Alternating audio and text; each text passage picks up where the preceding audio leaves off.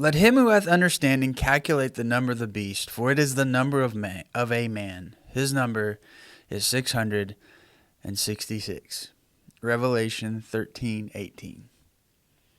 That is one of the most culturally used, referenced verses in Western civilization. If you Google how many songs use the number 666, you come up with at least 1,868 different songs. 15 artists use it in their name, and 33 albums use it in their name. This is one of those things that's everywhere. Everybody likes to use it.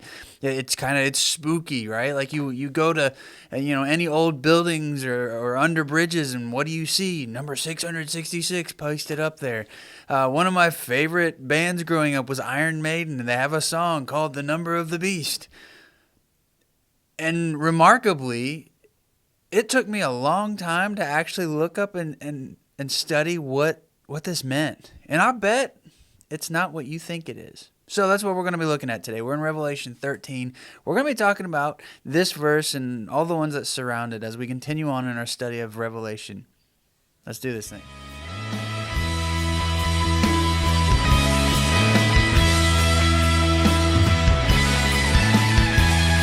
So, Revelation 13. We are in the middle of this part of Revelation called the war story. And we've basically been looking at how the war between God and evil, Satan, being led by Satan, and his followers started. We looked at that last week. We looked at how he lost the war in heaven and how his second career has kind of started here on earth. And so today we're just going to get through all of Revelation 13. It's going to be really interesting as far as how Satan has transitioned away from an all-out open war to more of a guerrilla tactics kind of war, and how he's using humanity against itself. That's essentially what we look at today. So Revelation 13, let's read it and then break it down.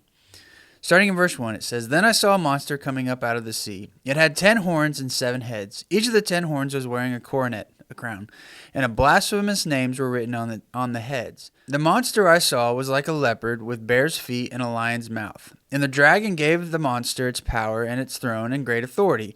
One of the heads appeared to have been killed and have been slaughtered and killed, but its fatal wound had been healed. The whole earth was awed and astonished by the monster and worshipped by the dragon, because it had given the monster its authority. They worshipped the monster too. 'Who is like the monster?' they were saying. 'Who can fight against it?' And the monster was given a mouth that speaks great blasphemous words, and was given authority for 42 months. It opened its mouth to utter blasphemies against God, to curse his name and his dwelling place, that is, those who dwell in heaven. It was granted the right to make war against God's holy people and defeat them, and it was given authority over every tribe and people and language and nation. So everyone who lived on the earth worshipped it, everyone, that is, those whose name had not been written from the foundation of the world in the book of life belonging to the Lamb who was slaughtered. If anyone has ears, let them hear. If anyone is taken to be captive into captivity, they will go. If anyone is to be killed with the sword they will be killed. This is a summons for God's holy people to be patient and have faith. Then I saw another monster coming up from the earth. It had 2 horns like those of the Lamb, and it spoke like a dragon. It acts in the presence of the first monster and with its full authority, and it makes the earth and those who live on it worship the first monster, whose fatal wound had been healed. It performs great signs, so that it makes even fire come down from heaven on the earth in sight of people. And it deceives the people who live on earth by signs which had been allowed to perform in front of the monster, instructing the earth's inhabitants to make an image of the monster, who had the sword wound but was alive. It was allowed to give breath to the monster's image, so that the monster's image could speak, and it could kill anyone who didn't worship the monster's image. It makes everyone, great and small, rich and poor, free and slaves, receive a sign from it, marked on their right hands and on their foreheads, so that nobody can buy or sell unless they have the mark of the name of the monster or the number of its name. This calls for wisdom. Anyone who has a good head on their shoulder should work out this monster's number, because it's the number of a human being. Its number is 666. So, let's state this before we start breaking it down. This is just a reminder from last week. This is a parable. A parable is a story that has a deeper meaning. The characters in it, the places in it, the things that happen within it, they have more to them than what's on surface value. This isn't just a story about a dragon, right? It's kind of like the joke in that show Parks and Rec, where Ron Swanson is very literal in everything that he reads. If you're not familiar with the show, you won't pick up on this reference at all. But I love that show. But Ron Swanson is a character in it who he takes things very literally, and he was on and on about how Herman Melville's book Moby Dick was just a good book about a guy hunting a whale. There was nothing more to it. And at the end of the episode, he's kind of like, is it? Is it something more to this? Because, if you're unfamiliar, Moby Dick is one of the greatest allegories in all of literature. A parable has a deeper meaning. There's more to it than just what's on the surface. So this is not just about a literal monster. It's not just about a literal dragon, a literal beast. It has a deeper meaning. And this is one of those sections, especially in Revelation, that context is king, and you can't get the truth unless you know the context here. I mean, that's just the bottom line. You really, really can't. We like to hold on to the truth that the books in the Bible were written for us. And they were. Like, I'm not disagreeing with that at all. But they were written in a real time, in a real place, to actual people then and there, speaking to them in ways that they would understand, that 2,000 years later, speaking completely different, speaking in a completely different culture, we might miss. And this is one where there's a ton of things that when we look at, okay, we can document this was happening. We can document this is what people were thinking. We can document this is the way things were. And it lines up exactly with this. We really can't ignore that just because it makes sense in our world. So what is this, right? So the beast and the dragon, who are they? Right, we looked at the dragon or the serpent. That's Satan. We looked at him last week, and John explicitly tells us this is Satan. And Satan he's been kicked out of heaven. The angels, his followers, have been kicked out of heaven too. They're here on the earth. And at the end of chapter 12, he goes to wage war on those who worship God, the offspring of this woman who birthed the Messiah, right? So Christians. He's off to wage war on the people of God. He's trying to ruin everything because he knows his time is short. That's kind of what we wrapped up with last week. And when it ends with him standing on the sea, standing on the edge of the sea, because the sea is chaos. And so he's looking into chaos, and he's going to call something forth from it. He's going to call out the beast. And the beast, there's an argument to be made that the beast is the son of the dragon, right? So he looks at it and he sees his reflection in the ocean, and somehow he creates life from that. He doesn't create anything, but he manifests life out of it. You can make that argument. But regardless, the beast is something that he is manipulating and he is using to accomplish its own ends. The beast is just a mini version of the dragon. I mean, they have a lot of similarities. 7 heads, 10 horns. They're wearing crowns. They have the same attributes. They are multifaceted. They have many different faces, take many different forms. They're pretending to be rulers. They're pretending to be leaders of armies. And then we see the differences. The beast, he is a direct, I don't know what you'd call it, a ripoff of Daniel's vision in chapter 7. So if you read the Old Testament book of Daniel, you'll see a very famous vision he has about, these beasts that come about, and you have, the leopard, and you have the bear, and you have the lion, and we look at them, and it's pretty widely accepted both by ancient commentators and modern ones that the first 3 beasts in Daniel represented the Babylonian Empire, the Median Empire, and the Persian Empire. And while the 4th is generally accepted to be Alexander the Great, and the 10 horns represent the 10 rulers who succeeded Alexander. And the last of these, the little one, in Daniel's vision, represented Antiochus Epiphanes, who sacked Jerusalem. He destroyed Jerusalem and set up an altar of Zeus in the temple. He was the desolation who causes abomination, as if you've been referenced by that, if you can make that reference in other parts of the scriptures. And so we see that he's not these 4 separate beasts. The beast itself is a combination of them. So what does that tell us? Well, it tells us that he is evil. He is simply the minion, the mini Satan, right? He is there. He has many faces. He has many versions of himself, but he is at his core a mini version of the devil, and he is empire.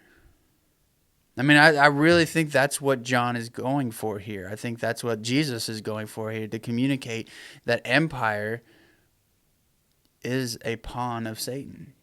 Now that you can step back and say, okay, wait, I thought God controlled the ebb and flow of the world as far as political nations, like as they grow. Like God allowed Alexander the Great to do what he did. God allowed the Persians to do what he did. You know, you read back and you're like, hey, God allowed the different empires to come in and end the northern tribes and then end the southern tribes because they broke their covenant with God. He used them.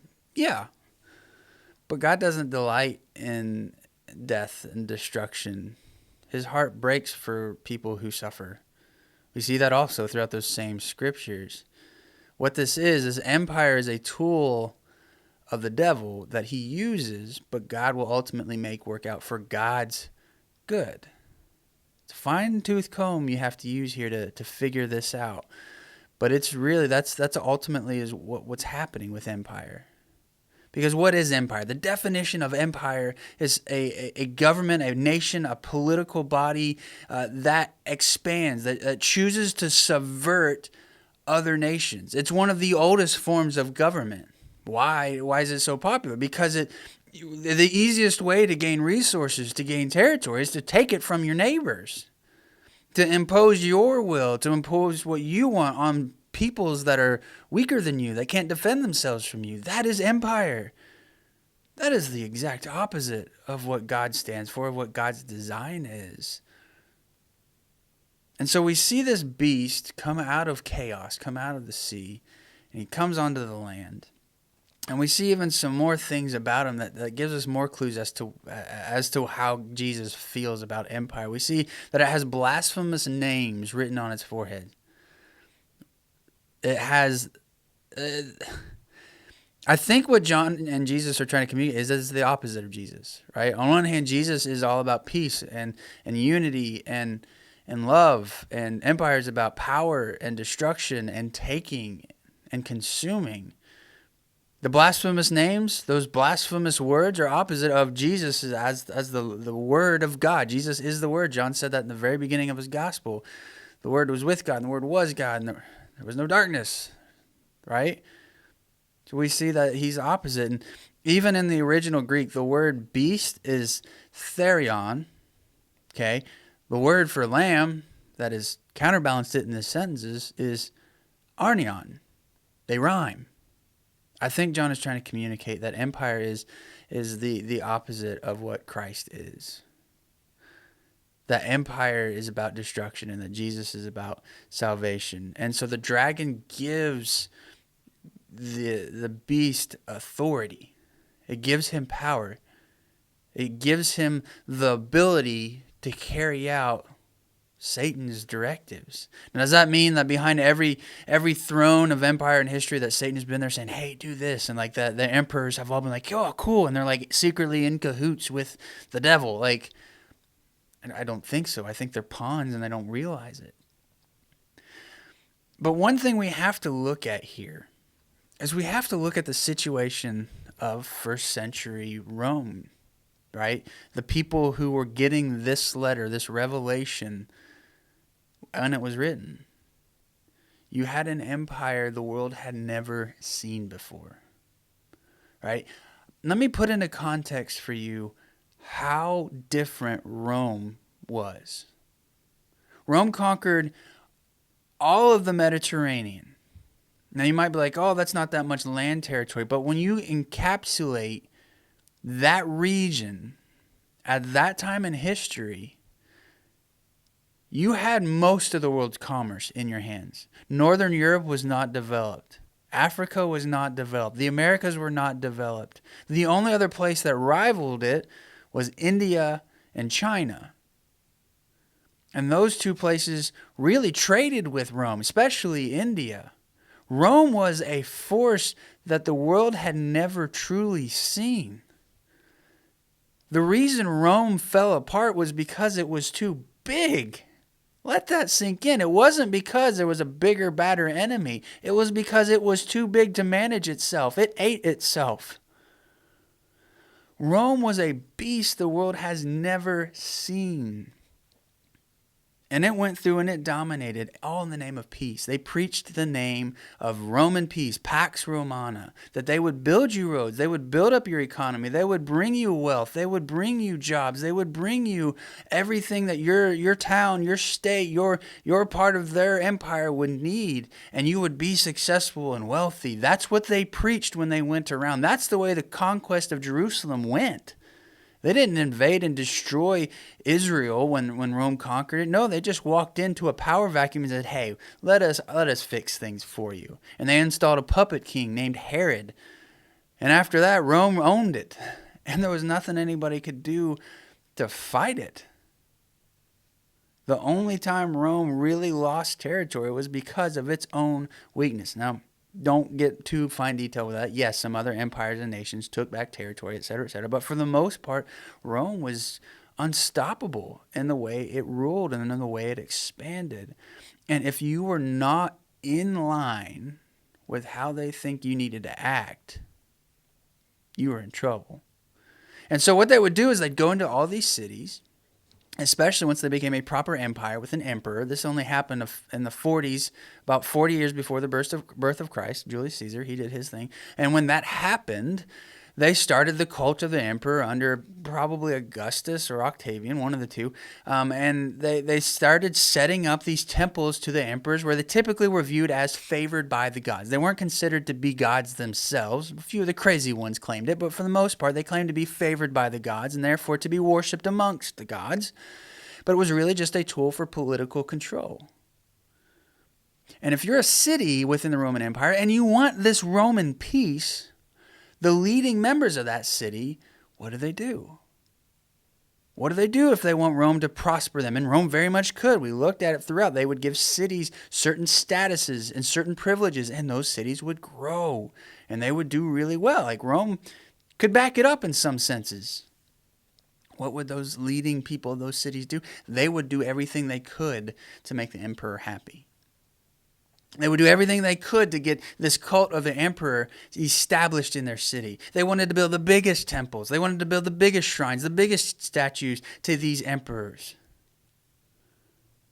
And so that's what we see when we these people living in the first century deal with, especially Christians who did not get in line, not because they were subverting the Roman government, but because they believed that there was only one God.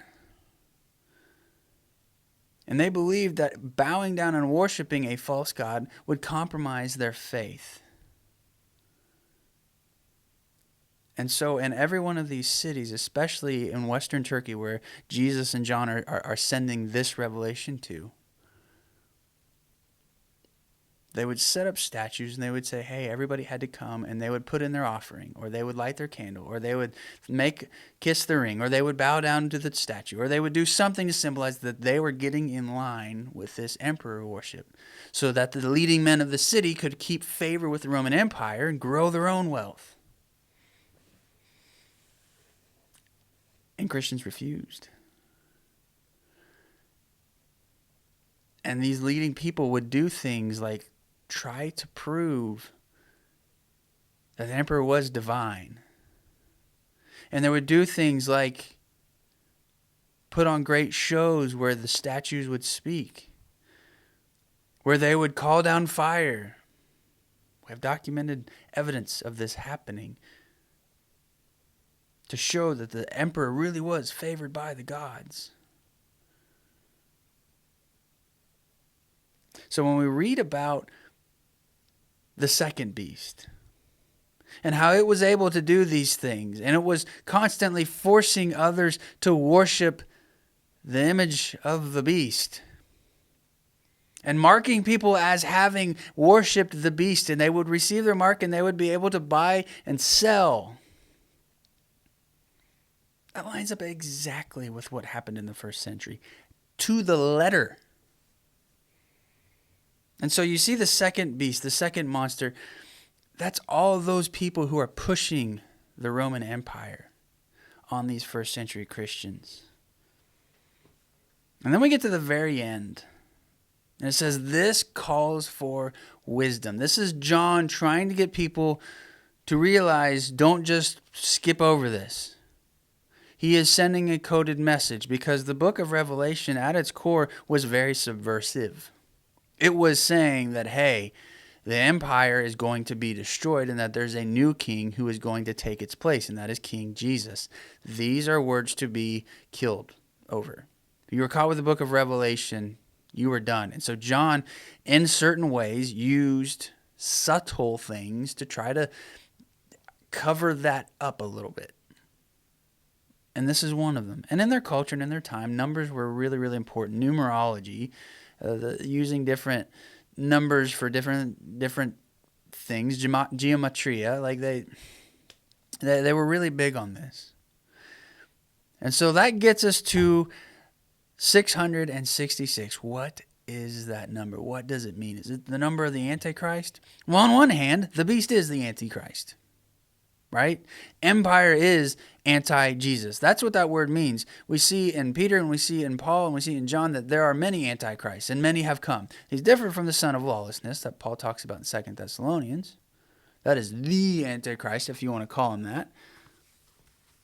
And so his empire and all these many beasts, yeah, those are antichrists, 100%, no doubt.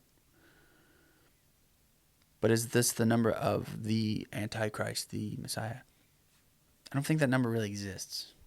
I think what John is doing here is he is filling in his readers about the identity of the current Antichrist. Because there are many who have gone out in the world. Those who reject Christ, those who work against Christ, those are Antichrists. We saw that in John's letters over and over. Who is the Antichrist? Who is the number? Who is this man? Because it does say it's the number of a human being. It's not the number of man. It is the number of a human being. Go back and read your Bible. You probably missed that because you probably thought, oh, it's just the number of man. It's 660. Like, no, it's the number of a person. It's somebody's name is what it is. And so if you go and you do the research, I did not do the research. I read the commentaries of people who did do the research. Just laying my cards on the table. The famous Roman emperor at the time whose name lines up, if you spell out the letters with the numbers, you line it up, it's Nero. Nero was the emperor who first persecuted Christians. He was the one who, in the 60s AD, went a little nuts. A lot of people believe he set Rome on fire, but regardless, there was objectively a large fire that burned a third of the city of Rome. And in order to blame somebody and take the heat off of him, no pun intended, he blamed Christians. And within the city of Rome, Christianity was illegal for a short time. Christians were hunted down, either forced to convert or they were executed. Nero is documented as having garden parties where he would crucify Christians and light them on fire for lighting. And the other thing was Nero was rumored to have been secretly surviving, right? So at the time of this writing, it's either written during Nero's reign or it is written during Nero's reign and then updated during Diocletian's reign at the end of the first century. Either way, the rumors were abounding that Nero was actually still alive. We see this in a lot of documents, that Nero was rumored to still be alive. He killed himself, but at the time of this writing, the rumors persisted that he was still alive. And so it lines up with the horn that was killed, right? The head that was dead but came back alive. It had a mortal wound, but it survived it. That lines up with Nero's story. That lines up with what the rumors were about Nero. And so when you add up Nero's name, it comes to 666, and the rumors were abounding that, hey, he was killed, but he come back to life. He never came back out if he did, but we still see these same kind of rumors today. If you go to any of the church's soundboards, you'll see on there a channel strip labeled Elvis, because I was taught that you always got to have a mic ready for Elvis just in case he shows up, because he's still out there kicking. right? That JFK didn't really die, or you see all these crazy things that go around. The rumors they happened back then too. It's nothing new. But we see here a message in Romans 13 or Revelation 13 that lines up perfectly with the people who are suffering because of empire. We see how empire can be destructive and corrosive and stand for everything opposite of what Jesus stands for. And we see how the devil is using empire, is using nation against nation, of nations eating their neighbors, of eating people they attack, not literally, but they're eating their resources, they're murdering, they're killing them, they're enslaving them. We see how that is so clearly a tool of the devil. Because when you look at what creation is going to be in Revelation 21, when we get there, we'll see that heaven and earth combine and there's no longer any need for empire. Because there's no need for nations to rise up against nations, because there's no need. People have all they need on every level, not just physical needs, emotional needs, spiritual needs. We see that empire doesn't exist beyond Judgment Day. And it's very, very clearly a tool of the devil.